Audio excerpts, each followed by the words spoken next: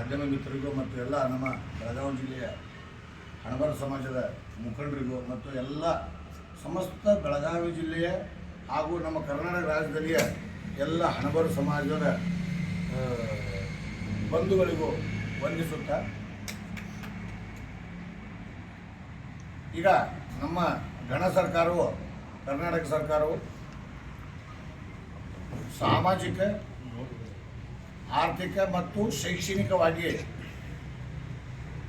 ಎಲ್ಲ ಜಾತಿಗಳು, ಉಪಜಾತಿಗಳ ಸಮೀಕ್ಷೆಯನ್ನು ಕೈಗೊಂಡಿರುವುದು ತಮಗೆಲ್ಲ ಗೊತ್ತಿರೋ ವಿಚಾರವೇ ಆಗಿದೆ. ಯಾಕೆ ಇದನ್ನು ಸಮೀಕ್ಷೆ ತೊಗೊಳಕತ್ತಾರಂದ್ರೆ, ಪ್ರತಿಯೊಂದು ಜಾತಿ, ಉಪಜಾತಿ, ಸಣ್ಣ ದೊಡ್ಡ ಜಾತಿ, ಇವು ಪೂರ್ತಿ ಒಂದು ಅಲಿಮಾರಿ ಟೈಪ್ ಆಗಲಿ ಅಥವಾ ಒಂದು ಸಣ್ಣ ಸಮುದಾಯ ಎಲ್ಲರೂ ಕೂಡ ಒಂದು ಐಡೆಂಟಿಫೈ ಆಗಲಿ ಅಥವಾ ಸಮೀಕ್ಷೆ ಮಾಡಿಕೊಂಡು ಅದಕ್ಕೆ ಸರ್ಕಾರ ವತಿಯಿಂದ ಏನು ಕೊಡೋಕ್ಕೆ ಸಾಧ್ಯ ಆಗ್ತದೆ, ಏನು ಕೊಡ್ಬೋದಾಗಿದೆ ಅಂತ ಅಧ್ಯಯನ ಮಾಡೋದಕ್ಕಾಗಿ ಇದೊಂದು ಇಂಡೆಕ್ಸ್ ಅಂದರೆ ಇದನ್ನು ತಯಾರು ಮಾಡಲಿಕ್ಕೆ ಸರ್ಕಾರವು ನಮ್ಮ ಅನುಕೂಲಕ್ಕಾಗಿ, ನಮ್ಮ ಎಲ್ಲರ ರಾಜ್ಯದ ಎಲ್ಲ ಜನತೆಯ ಅನುಕೂಲಕ್ಕಾಗಿ ಹೆಚ್ಚಾಗಿ ಈ ನಮ್ಮ ಸಣ್ಣ ಸಮುದಾಯಗಳು, ನಮ್ಮಂಥ ಹಣಬರ ಸಣ್ಣ ಸಮುದಾಯಗಳು, ಎಲ್ಲ ಕಡೆ ನಾವು ಹಿಂದುಳಿದವರು, ಶೈಕ್ಷಣಿಕವಾಗಿ ಆರ್ಥಿಕವಾಗಿ ಹಿಂದುಳಿದವರು, ಇಂಥವ್ರನ್ನೂ ಕೂಡ ಉದಾಹರಣೆಗಾಗಿ ಹೇಳಿದೆ. ಇವರು ಎಲ್ಲರನ್ನೂ ಅವರ ಆರ್ಥಿಕ, ಸಾಮಾಜಿಕ ಮತ್ತು ಶೈಕ್ಷಣಿಕವಾಗಿ ಸಮೀಕ್ಷೆ ಮಾಡಲು ನಾಳೆ 22ರಿಂದ, ತಮಗೆಲ್ಲ ಗೊತ್ತಿರೋ ನಾಳೆ 22ರಿಂದ ಸಮೀಕ್ಷೆ ಮಾಡಲಿಕ್ಕೆ ಎಲ್ಲರ ಮನೆಗಳಿಗೆ ಬರ್ತಾ ಇದ್ದಾರೆ. ಆ ಟೈಮ್ದಲ್ಲಿ ನಾವು ನಮ್ಮ ಧರ್ಮದ ಕಾಲಮ್ನಲ್ಲಿ ಹಿಂದೂ ಅಂತ ಬರೆಸ್ಕೊಂಡು ಜಾತಿ ಅಂತ ಕೇಳ್ತಾರೆ. ಆಗ ನಾವು ಹಿಂದೂ ಅಂತ ಬರೆಸೇ ಬಿಟ್ಟಿರ್ತೇವೆ, ಹಣಬರ ಅಂತ ಬರೀಬೇಕು. ಹಣಬರ ಬಿಟ್ಟು ಹಣಬರ ಜಾತಿಯವರು ಯಾರು ಹಣಬರಿಗೆ ಹುಟ್ಟಿದ್ದೀರೋ, ಯಾರು ಹಣಬರ ಜಾತಿಯವರು ಇದ್ದೀರೋ ಅವರು ಹಣಬರಂತ ಮಾತ್ರ ಬರೆಸಬೇಕೆಂದು ನಾನು ಈ ಒಂದು ಪತ್ರಿಕಾಗೋಷ್ಠಿಯಲ್ಲಿ ನಾನು ಎಲ್ಲರಿಗೂ ಕೇಳಿಕೊಳ್ಳುತ್ತೇನೆ ಮತ್ತು ವಿನಂತಿಸಿಕೊಳ್ಳುತ್ತೇನೆ. ಅನ್ಯಥಾ ಯಾವುದೇ ಒಂದು ಪಿಸು ಮಾತಿಗೆ, ಯಾವುದೋ ಒಂದು ಆಸೆ ಆಮಿಷಗಳು ಅಥವಾ ಯಾವುದೋ ಒಬ್ಬ ಕಿವಿ ತುಂಬಿ ಅಂತೇಳಿ ನಮ್ಮ ಹಣಬರ ಜಾತಿಯವರು ಬೇರೆ ಜಾತಿ ಅಂತೇಳಿ ಯಾವುದೂ ಬಳಸಬಾರದು. ಇದರಿಂದ ನಾವು ನಮ್ಮ ಪೂರ್ವಜರಿಗೂ ಇನ್ನು ನಮ್ಮ ಮುಂದಿನ ತಲೆಮಾರಾದಂಥ ನಮ್ಮ ಪೀಳಿಗೆಗೂ ನಾವು ಜಾತಿ ಭ್ರಷ್ಟರಾಗ್ತೇವೆ, ಅವರಿಗೆ ನಾವು ಮೋಸ ಮಾಡಿದಂಗೆ ಆಗ್ತದೆ. ಅದಕ್ಕಾಗಿ ನಮ್ಮದೇನು ಒರಿಜಿನಾಲಿಟಿ ಇದೆ, ನಮ್ಮದೇನು ನಾವು ಹಿಂದೂ ಹಣಬರ ಜಾತಿಯಲ್ಲಿ ಏನು ನಾವು ಹುಟ್ಟಿದ್ದೇವೆ, ಹುಟ್ಟಿದ್ದನ್ನು ಹುಟ್ಟಿದಂಗೆ ಬರ್ಸ್ರಿ ಅಂತ ನನ್ನೆಲ್ಲ ಹಣಬರ ಸಮಾಜದಲ್ಲಿ, ರಾಜ್ಯದ ಎಲ್ಲ ಹಣಬರ ಸಮಾಜದಲ್ಲಿ ನಾನು ಕಳಕಳಿಯ ವಿನಂತಿಯನ್ನು ಮಾಡ್ತೀನಿ. ಜೈ ಹಿಂದ್, ಜೈ ಕರ್ನಾಟಕ, ಜೈ ಶಕ್ತಿ.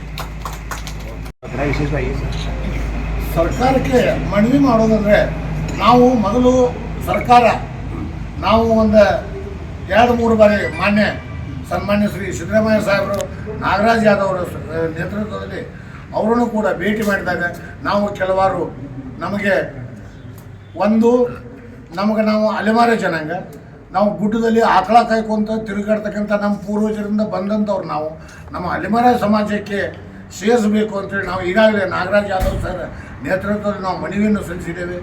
ಆ ನಂತರ ನಮಗೂ ಒಂದು ನಿಗಮ ಮಂಡಳಿಯನ್ನು ಎಲ್ಲ ಸಮಾಜಕ್ಕೂ ಮಾಡಿದಂಗೆ ನಮಗೂ ಮಾಡಿಕೊಡ್ರ ಅಂತ ಕೇಳಿದಾಗ, ಹಣಬರ ಸಮಾಜದ ಉನ್ನತಿ ನಿಗಮ ಅಥವಾ ಹಿಂಗೆ ಒಂದು ನಮ್ಮ ಹಣಬರ ಸಮಾಜಕ್ಕೆ ಒಂದು ನಿಗಮ ಮಾಡಿ ಕೇಳಿದಾಗ ಸನ್ಮಾನ್ಯ ಶ್ರೀ ಸಿದ್ದರಾಮಯ್ಯ ಸಾಹೇಬರು ಸಕಾರಾತ್ಮಕ ಸ್ಪಂದಿಸಿದ್ದಾರೆ. ಇತರ ನೇತೃತ್ವ ನಮ್ಮ ನಾಗರಾಜ್ ಯಾದವ್ ಸರ್ ಅವರು ಭಾಳ ಪರಿಪರಿಯಾಗಿ ನಮ್ಮ ಹಣಬರ ಸಮಾಜದ ಬಗ್ಗೆ ಭಾಳ ವಿನಂತಿಸಿ, ಭಾಳ ಮುತುವರ್ಜಿ ವಹಿಸಿ ಸಿದ್ದರಾಮಯ್ಯ ಸಾಹೇಬರ ಮನಸ್ಸನ್ನು ಒಲಿಸಲು, ಜೊತೆಗೆ ನಮ್ಮ ಸನ್ಮಾನ್ಯ ಶ್ರೀ ಸತೀಶಣ್ಣ ಜಾರಕಿಹೊಳಿ ಅವರು ಕೂಡ ಈ ಒಂದು ಕೆಲಸದಲ್ಲಿ ಅವ್ರದ್ದು ಒಂದು ದೊಡ್ಡ ಪ್ರಯತ್ನ ಇತ್ತು. ಅವರು ಕೂಡ ಮಾನ್ಯ ಮುಖ್ಯಮಂತ್ರಿಯವರಿಗೆ ನಮ್ಮ ಹಣಬರ ಸಮಾಜದ ಬಗ್ಗೆ ಎಲ್ಲ ಸವಿವರವಾದ ಮಾಹಿತಿಯನ್ನು ನೀಡಿದ್ದಾರೆ. ಆಗ ಅವರು ನಮ್ಮ ನಾಗರಾಜ್ ಯಾದವ್ ಸರ್ ಮತ್ತು ಸತೀಶ್ ಸಾವ್ಕರು ಇಬ್ಬರು ಮಂದಿ ಹೇಳೋಣ, ಸನ್ಮಾನ್ಯ ನಮ್ಮ ನೆಚ್ಚಿನ ಮುಖ್ಯಮಂತ್ರಿಗಳಾದ ಸಿದ್ದರಾಮಯ್ಯ ಸಾಹೇಬರು ಇದಕ್ಕೆ ಸಕಾರಾತ್ಮಕ ಸ್ಪಂದಿಸಿ ನಾಳೆ ನಮ್ಮ ಜಾತಿ ಗಣತಿ ನಾನು ಮಾಡಿಸ್ತಾ ಇದ್ದೇನೆ ಇನ್ನೊಂದು 2-3 ತಿಂಗಳಲ್ಲಿ.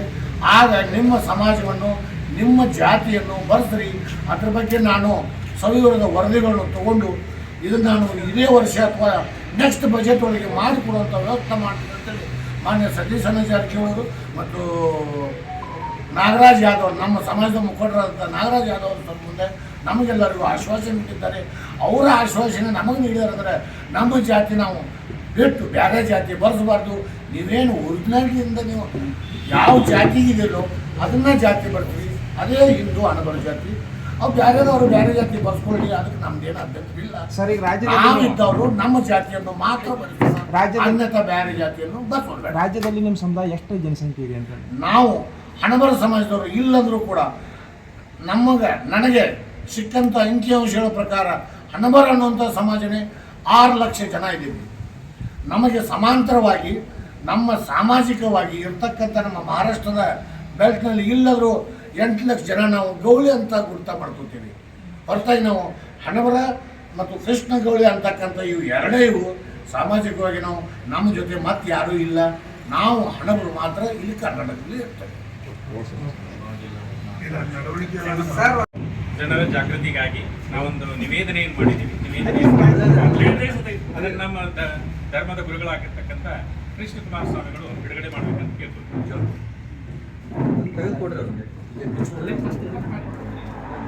ಎಲ್ಲರ ಕಡೆ ಒಂದೊಂದು ಕೊಡ.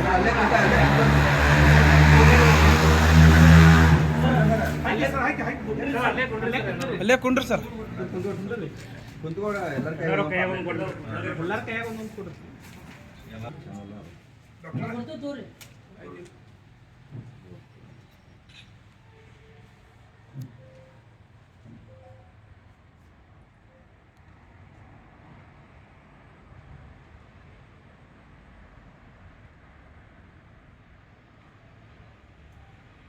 ಇವತ್ತ ಈ ಸಭೆಯ ಉದ್ದೇಶ ಏನಾಗಿತ್ತು ಅಂದರೆ, ನಮ್ಮ ಹಣಬರ ಸಮಾಜದ ಬಗ್ಗೆ, ಹಣಬರ ಸಮಾಜದ ಅಸ್ತಿತ್ವದ ಬಗ್ಗೆ ಪ್ರಶ್ನೆ ಇತ್ತು. ಇದಕ್ಕಾಗಿ ನಮ್ಮ ಎಲ್ಲ ಬೆಳಗಾವಿ ಜಿಲ್ಲಾ ಮತ್ತು ಸಮೀಪದ ಮಹಾರಾಷ್ಟ್ರದ ಕೆಲವು ನಮ್ಮ ಬಂಧುಗಳು ಬಂದು ಇವತ್ತು ಜಾತಿ ಸಮೀಕ್ಷೆ, ಶೈಕ್ಷಣಿಕ ಆರ್ಥಿಕವಾಗಿ ಏನು ಮಾಡ್ತಾ ಇದ್ದಾರಲ್ಲ, ಈ ಜಾತಿ ಸಮೀಕ್ಷೆಯನ್ನು ನಿಖರವಾಗಿ ಹಣಬರಂತನೇ ನಮ್ಮದು ಮಾಡಬೇಕು. ಅದಕ್ಕೆ ಕಾರಣ ಏನಂತಂದ್ರೆ, ಕೆಲವರು ಅಪಪ್ರಚಾರ ಮಾಡ್ತಾ ಇದ್ದಾರೆ.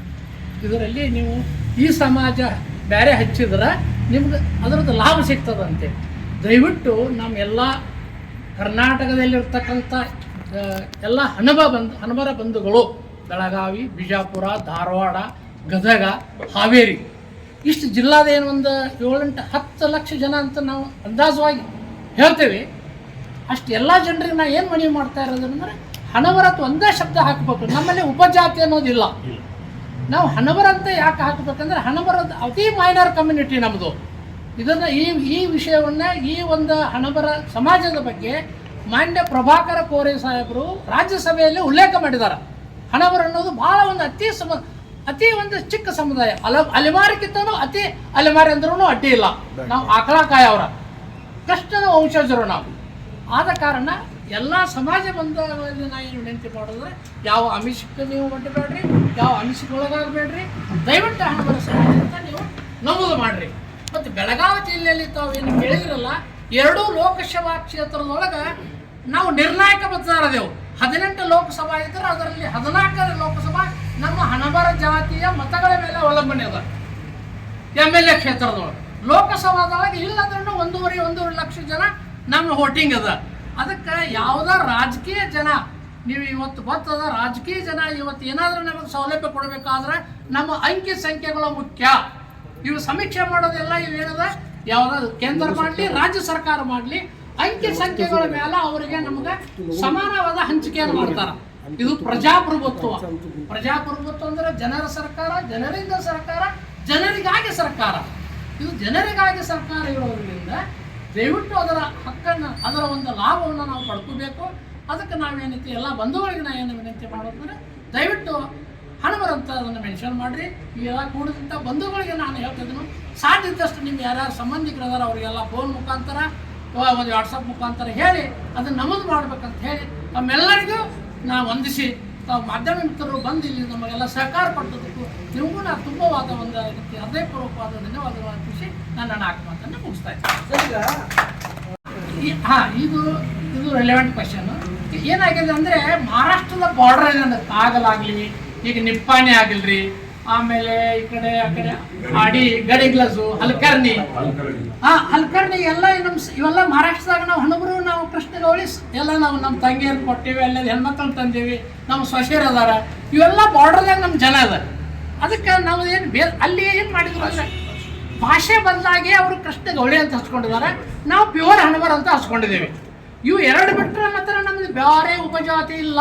ಕರ್ನಾಟಕದ ಮಾತ್ರ ಹಣಬರ ನಾವು, ಮಹಾರಾಷ್ಟ್ರದಲ್ಲಿ ಕೃಷ್ಣ ಗೌಳಿ ನಂದಗೌಳಿ ಅಂತ ಒಂದು ಶಬ್ದ ಉಪಯೋಗ ಮಾಡ್ತಾರೆ. ಇದನ್ನು ಬಿಟ್ಟರೆ ಬೇರೆ ಇಲ್ಲ. ದಯವಿಟ್ಟು ಮಾಧ್ಯಮ ಮಿತ್ರರಲ್ಲಿ ನಾನು ಹೇಳ್ತಾ ಇರೋದು ಇದೆಲ್ಲ ಹೆಂಗಂದರೆ ಹಣಬರ ಮಾತ್ರ ನಾವು ಕರ್ನಾಟಕ, ಆದರೆ ಹಣಬರದ್ದು ನಾವೇನೈತಿ ನಮ್ಮ ತಾಯಿ ಹಲ್ಕರ್ಣಿಕೆ, ಹಣಬರು ನಮ್ಮ ತಾಯಿ ಹಲ್ಕರ್ಣಿಕೆ ಹೊಸಕೋಟೆ ಮನೆತನದಕ್ಕೆ, ನಮ್ಮ ತಂಗಿನ ನಾನು ಮಹಾರಾಷ್ಟ್ರದ ನಂದೇಡದಾಗ ಕೊಟ್ಟಿದ್ದೀನಿ, ಅವರು ಕೃಷ್ಣ ಗೌಳಿ ಅಂತ ಬರೆಸಿದ್ದಾರೆ.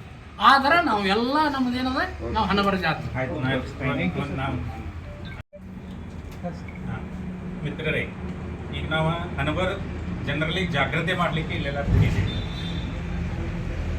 ನಾವು ಹಣಬರಂದ್ರೆ ಯಾರು ಅಂತಂದ್ರೆ ಮೂಲ ದ್ವಾರಕೆಯಿಂದ ನಾವೇನು ಯಾದವರು ಇದು ಅಲ್ಲಿಂದ ವಲಸೆ ಹೊಂಟರು. ಶ್ರೀಕೃಷ್ಣ ಪರಮಾತ್ಮ ಇದಾದ ನಂತರ ಅವರು ಇಂದ್ರಪ್ರಸ್ಥ ಅಂದರೆ ಇವತ್ತಿನ ದಿಲ್ಲಿ ಕಡೆ ಹೋಗ್ತಾರೆ. ಆ ಹೋಗುವಾಗ ಉತ್ತರ ಪ್ರದೇಶ, ಬಿಹಾರ, ಒರಿಸ್ಸಾ ಕಡೆ ಮೊದಲು ಪ್ರಯಾಣ ಮಾಡ್ತಾ ಕೆಳಗೆ ಮಧ್ಯಪ್ರದೇಶಕ್ಕೆ ಬರ್ತಾರೆ. ಮಧ್ಯಪ್ರದೇಶದಿಂದ ಮಹಾರಾಷ್ಟ್ರಕ್ಕೆ ಬರ್ತಾರೆ. ಈ ಬಿಹಾರ, ಒರಿಸ್ಸಾ ಮತ್ತು ಉತ್ತರ ಪ್ರದೇಶ ಇಂದ್ರಪ್ರಸ್ಥದಲ್ಲಿದ್ದಂಥವರು ಆಹೀರ್ಸ್ ಅಂತೇಳಿ ಬರೆಸ್ತಾರೆ.